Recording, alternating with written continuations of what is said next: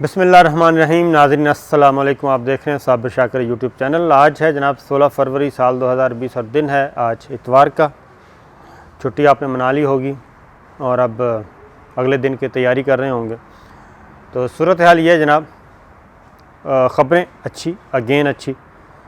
पिछली वीडियो आपने सुनी होगी, नहीं सुनी तो सुन ले। उसमें मैंने अक़वाम मुत्तहिदा के सेक्रेटरी जनरल का ज़िक्र किया था, दौरा पाकिस्तान का और फैटफ के इजलास का। तो मज़ीद अच्छी ख़बरें आ रही हैं पाकिस्तान के लिए और पाकिस्तान में आ रही हैं, जबकि हमारा जो पड़ोसी मुल्क है, दुश्मन मुल्क है भारत, उसके लिए ये सारी तस्वीरें, ये सारी ख़बरें, वहाँ पे सफ़े मातम बिछा हुआ है मोदी सरकार पे और उनकी अजीत डोवल पे। जो उनकी डिप्लोमेसी थी, जो सफारतकारी थी, जो ख़ारजा पॉलिसी थी, उसका सत्यानाश होता जा रहा है। और अजीत डोवल पे अब सवालात उठ रहे हैं। सवालात ये उठ रहे हैं, इंडियन मीडिया उठा रहा है, इंडियन गवर्नमेंट, इंडियन अपोजिशन वो उठा रही है। वो ये उठा रही है कि ना, अजीत डोवल ने तो एक बहुत ही हसीन तस्वीर दिखाई थी इंडियन अथॉरिटीज़ को, इंडियन गवर्नमेंट को, इंडियन इस्टेब्लिशमेंट को, कि जनाब उनकी पॉलिसीज़ पे अमल किया जाएगा तो पाकिस्तान के हिस्से बखरे भी हो जाएंगे, नाउज़ुबिल्लाह, खुदा ना खास्ता, और पाकिस्तान जो है वो उसका सत्यानाश हो जाएगा, उनके मुंह में खाक। तो ये था सिचुएशन, और पाकिस्तान बिल्कुल दुनिया में अलहदा हो जाएगा और कोई पाकिस्तान की तरफ देखेगा नहीं। ये बड़ी तस्वीरें दिखाई थी। अजीत डोवल का ये मॉडल था पाकिस्तान को डिवाइड करने का, पाकिस्तान को तकसीम करने का, पाकिस्तान को कमज़ोर करने का, और कुलभूषण यादव उसका एक पार्ट था।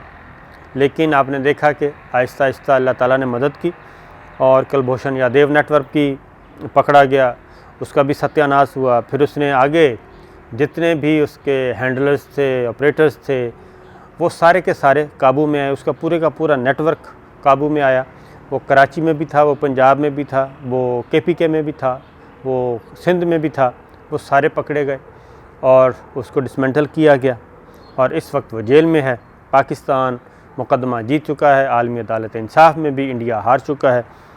तो ये अब क्या था जनाब, उसके बजाय इसके कि पाकिस्तान को एडवर्स गियर लगता, पाकिस्तान का जीना जो है वो तंग किया जाता दुनिया भर में, लेकिन पाकिस्तान के लिए दरवाज़े खुल रहे हैं और पाकिस्तान भी खुल रहा है दूसरों के लिए। अक़वाम मुत्तहिदा के सेक्रेटरी जनरल जनाब आए हुए हैं पाकिस्तान के दौरे पे और ये उनका हिस्टोरिकल विज़िट है और 3-4 दिन का विज़िट है, मुख्तसर भी नहीं है। अब तक उन्होंने जो मुलाकातें की हैं, जो उनकी एंगेजमेंट्स थी, मसरूफियात थी, वो बड़े खुल खुला के बातें कर रहे हैं जनाब।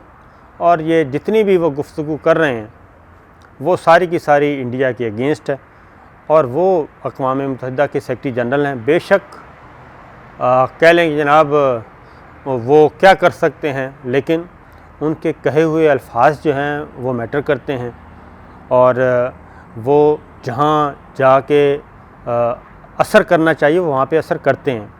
तो अक़वाम मुत्तहिदा के सेक्रेटरी जनरल का पाकिस्तान का ख़ुद दौरा ही जो है वो एक इम्पॉर्टेंट इवेंट था, लेकिन वो यहाँ पे जो बातें कर रहे हैं वो बिल्कुल ऐसी गुफ्तगू है कि आप पाकिस्तान के लिए बहुत अच्छी है।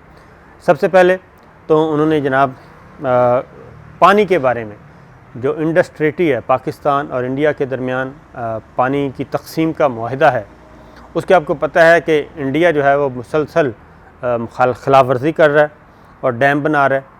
तो UN सेक्रेटरी जनरल ने, अक़वाम मुत्तहिदा के सेक्रेटरी जनरल ने जो यहाँ पे गुफ्तगू की है उसमें उन्होंने पाकिस्तान के मौक़िफ़ की तायीद की है और उन्होंने इंडिया से कहा है कि जो पानी का इशू वो वजह तनाज़ा नहीं बनना चाहिए दो मुल्कों के दरमियान, और इसको अमन का ज़रिया बनना चाहिए पानी को। और जो कुछ आप मेरी बात समझ रहे होंगे, अक़वाम मुत्तहिदा के सेक्रेटरी जनरल ने ये कहा है कि जो पानी का मामला है, पानी का इशू है, वो पाकिस्तान और भारत के दरमियान पीस का ज़रिया होना चाहिए, इंस्ट्रूमेंट ऑफ पीस होना चाहिए, इंस्ट्रूमेंट ऑफ कॉन्फ्लिक्ट नहीं होना चाहिए। और इसलिए यही पाकिस्तान का मौक़िफ़ है कि पानियों पे जो एक इंडस-ट्रीटी सिंध ताश माहिदा जिसको कहते हैं पाकिस्तान और इंडिया के दरमियान हुआ था, जिसके आलमी तौर पे गारंटर्स हैं कि किस तरीके से पाकिस्तान और भारत के दरमियान पानियों की तकसीम हुई थी और किस किस दरिया पे पाकिस्तान का हक़ है, किस किस दरिया पे इंडिया का हक़ है। और ये सारी चीज़ें, एक तो पहला स्टेटमेंट ये आ गया अक़वाम मुत्तहिदा के सेक्रेटरी जनरल की तरफ से कि सिंध ताश माहिदे की हक़ में और इंडिया जो जारहियत कर रहा है, आबी जारहियत, उसकी नफ़ी कर दी गई है। ये एक बहुत बड़ी शिकस्त है इंडिया की और पाकिस्तान की फ़तह है, यकीनन सिफारती फ़तह है। दूसरा जनाब जो अहम तरीन स्टेटमेंट आया है वो है कश्मीर पे। अक़वाम मुत्तहिदा के सेक्रेटरी जनरल ने कश्मीर, मकबूजा कश्मीर के मामले में उन्होंने ये कहा है कि जनाब ऑक्यूपाइड कश्मीर में इंसानी हकूक़ की जो ख़िलाफ़ वर्जियाँ हो रही हैं वो नहीं होनी चाहिए और आलमी बरादरी और ख़ास तौर पे इंडिया को आलमी क़वानीन की पासदारी करनी चाहिए और इंसानी हकूक़ की ख़िलाफ़ वर्जियाँ जो हैं वो बंद होनी चाहिए। ये एक दूसरा बड़ा स्टेटमेंट आया है मकबूजा कश्मीर के हवाले से, ख़ास तौर पे 370 जब से ख़त्म किया है, 35 से ख़त्म किया है और 7वां महीना चल रहा है वहाँ पे मकबूजा कश्मीर में शहरियों को क्या कहना चाहिए, मकबूजा कश्मीर के शहरियों को घरों में कैद किया हुआ है। तो इस तरह से ये एक दूसरा स्टेटमेंट आया कश्मीर के हवाले से, मकबूजा कश्मीर के हवाले से, और पाकिस्तान में खड़े होकर अक़वाम मुत्तहिदा के सेक्रेटरी जनरल ने कश्मीर के बारे में बात की है और मसला कश्मीर को उजागर किया। एक और बात भी उन्होंने कही, उन्होंने कहा कि 2 रिपोर्ट्स आ चुकी हैं इंसानी हकूक़ की तंजीमों की कि जिसमें बताया गया कि वायलेशन हो रही है मकबूजा कश्मीर में, और उसको भी अलार्मिंग उन्होंने कहा है। तो ये 2 फतूहात जनाब, सिफारती फतूहात, सियासी फतूहात पाकिस्तान ने आज हासिल किए हैं अक़वाम मुत्तहिदा के सेक्रेटरी जनरल के दौरे पे। तीसरा जनाब उन्होंने अफ़गान मुहाजिरीन से मुलाकात की है और पाकिस्तान को 40 साल से पाकिस्तान मेज़बानी कर रहा है और पाकिस्तान की खिदमात को अक़वाम मुत्तहिदा के सेक्रेटरी जनरल ने सराहा है और इससे बड़ा उन्होंने कहा है कि कोई खिदमत हो नहीं सकती किसी भी मुल्क की कि वो 40 साल से अफ़गान मुहाजिरीन की खिदमत कर रहा है। तो ये अक़वाम मुत्तहिदा के सेक्रेटरी जनरल के दौरा पाकिस्तान पे अब तक ये फतूहात, सिफारती सियासी फ़तह जो है, अखलाकी फ़तह जो है, ये हो चुकी है और इसका असर यकीनन जब वो वापस जाएंगे पाकिस्तान से तो आगे जाके मुख्तलिफ़ फ़ोरम्स पे बात करेंगे और जहाँ जहाँ उनसे इनपुट लिया जाएगा वो अपने इस दौरे के तासुरात के बारे में ज़रूर बताएंगे। अभी उनकी मज़ीद मसरूफ़ियात हैं जी, बादशाही मस्जिद लाहौर में भी जाना है, कुछ और जगहों पे जाना है, तो उसका भी हम अपडेट करते रहेंगे। अब हम चलते हैं जनाब अगली ख़बर की तरफ। तो अगली ख़बर से पहले एग्जैक्ट मैं वर्ड बता देता हूँ। अक़वाम मुत्तहिदा के सेक्रेटरी जनरल ने मकबूजा कश्मीर के हवाले से उन्होंने कहा जनाब जो ह्यूमन राइट्स की ख़िलाफ़ वर्जियों से मुताल्लिक 2 रिपोर्ट्स पेश की गई हैं उनको सही माना गया है और इंडिया को इंसानी हकूक़ की ख़िलाफ़ वर्जियाँ बंद होनी चाहिए और इन रिपोर्ट्स में जो कहा गया है उसकी रिस्पेक्ट करनी चाहिए और वहाँ पे ख़िलाफ़ वर्जियाँ ख़त्म करें और इंसान के बच्चे बने सादा ज़ुबान में। ये है अगली जनाब। अब अजीत डोवल की बात हो रही थी क्योंकि ये सारा अजीत डोवल का डिज़ाइन किया हुआ है। अजीत डोवल को एक हीरो के तौर पे पेश किया गया था। मोदी ने और अजीत डोवल दोनों ने मिल के जनाब उन्होंने कहा था कि पता नहीं, उनके साथ अमित शाह भी थे, कि पता नहीं हम क्या क्या तीर मारेंगे और खुदा न खास्ता ये इनका प्लान था कि बलूचिस्तान को अलग कर देंगे, कराची को अलग कर देंगे, KPK का फ़लाँ इलाका जो है वो पख्तूनस्तान में बदल देंगे। ये इनके ख्वाब ख्यालियाँ थीं। अल्लाह का शुक्र है सारे डिसमेंटल हुए, सब के सब या जेलों में पड़े हैं या जाने वाले हैं या फिर मौत के मुंह में उनको धकेल दिया गया है, ऐसे भी हैं। तो खैर ये था। अब अगला जनाब, अगली जो शिकस्त हो रही है इंडिया को वो है FATF की, फाइनेंशियल एक्शन टास्क फोर्स।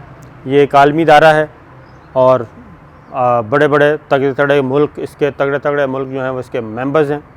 तो वहाँ पे आपको माजी में बताया जा चुका है मैंने मुख्तलिफ कि एक FIR दर्ज करवाई जनाब पाकिस्तान के ख़िलाफ़ इंडिया ने, और उसका भी जो मास्टरमाइंड अजीत डोवल था जो उनका बहुत बड़ा हीरो और ब्रेन समझा जाता है। लेकिन मैं तो हैरान हूँ कि वो हमारे यहाँ ये है कि हमारा मीडिया तो खामियां उसमें हैं, मौजूद हैं कि वो हमारे हीरो को भी ज़ीरो पेश करते हैं। उधर इंडिया में ये जनाब वो ज़ीरो है इस वक्त, उसको हीरो के तौर पे पेश किया जा रहा है। और ये नाकामियाँ गिनवा रहा हूँ मैं सारी उसकी। तो FATF में एक FIR दर्ज करवाई गई, पाकिस्तान पे इल्ज़ाम आयद किए गए कि जनाब हम फाइनेंशियल टेररिज़म में भी मुलव्वस हैं, हमारी इकोनॉमी में भी टेररिज़म है, हमारी सियासत में भी टेररिज़म है, हमारे यहाँ पाकिस्तान में पता नहीं कितना मनी लॉन्ड्रिंग हो रही है दौलत की टेररिज़म के लिए, एक्सट्रीमिज़म के लिए, कलअदम तंजीमों के लिए हो रही है, आ रही है, जा रही है। तो इनका ख्याल था कि हमें ये ब्लैक लिस्ट में डलवाएंगे, क्योंकि बहुत तगड़े तगड़े मुल्क जो हैं सो कॉल्ड, उनके दोगले चेहरे हैं, वो इंडिया के साथ थे कि पाकिस्तान को चारों तरफ से घेरा जाए। लेकिन पाकिस्तान तो माशाल्लाह से नहीं घेरा गया, बल्कि हर दफ़ा निकल गया। और इसमें भी जब सारी चीज़ें FATF के सामने रखी, उस फोरम पे रखी, तो अब तक पाकिस्तान के इक़दामात को वेलकम किया जा रहा है, उनकी कोशिशों को सराहा जा रहा है। और लास्ट जो मीटिंग हुई थी चाइना में, उसमें पाकिस्तान की रिपोर्ट्स को तसल्ली बख्श करार दिया गया, पाकिस्तान ने जो इक़दामात उठाए उसको तसल्ली बख्श करार दिया गया, और पाकिस्तान ग्रे लिस्ट में है। अब फिर आज इजलास शुरू हो चुका है जी पेरिस में, फ़्रांस का दारुल खिलाफ़ा, वहाँ पे पाकिस्तान की टीम जा चुकी है। ये 5 रोज़ इजलास ने जारी रहना है, और काफ़ी मुल्क हैं, 15 मुल्कों की हिमायत चाहिए, काफ़ी कसीर तादाद है पाकिस्तान की फेवर में आ चुके हैं जनाब। और ज़्यादा इम्कान यही है कि पाकिस्तान ग्रे लिस्ट से निकल जाएगा और ये तलवार ख़त्म हो जाएगी। अगर ना भी निकला, क्योंकि हमें आई थिंक 19 में से या 25 में से 19 पॉइंट्स में हमें प्लस पॉइंट दिया गया था कि हमने अचीव कर लिया है, कोई 5-6 पॉइंट्स रहते थे जो हमने अभी तक अचीव नहीं किए थे। तो ये रिपोर्ट अब हमारे जो टीम है, वफाकी वज़ीर जो हैं इक़्तिसादी अमूर, वो जा चुके हैं, हमाद अज़हर साहब, उनकी सरबराही में टीम वो जाके अपना मुकदमा पेश करेगी और अब तक की रिपोर्ट पेश करेगी। बहुत ज़्यादा चांसेस हैं कि पाकिस्तान ग्रे लिस्ट से निकल आएगा, और अगर ना भी निकला खुदा न खास्ता, तो ब्लैक लिस्ट में जाने का जो ख्वाब है वो पूरा नहीं होगा। अगले इजलास में हम निकल आएंगे। तो ये दूसरी शिकस्त होगी अगेन इंडिया को और अजीत डोवल को और मोदी को, जो पाकिस्तान के ख़िलाफ़ एक जाल बुना गया था।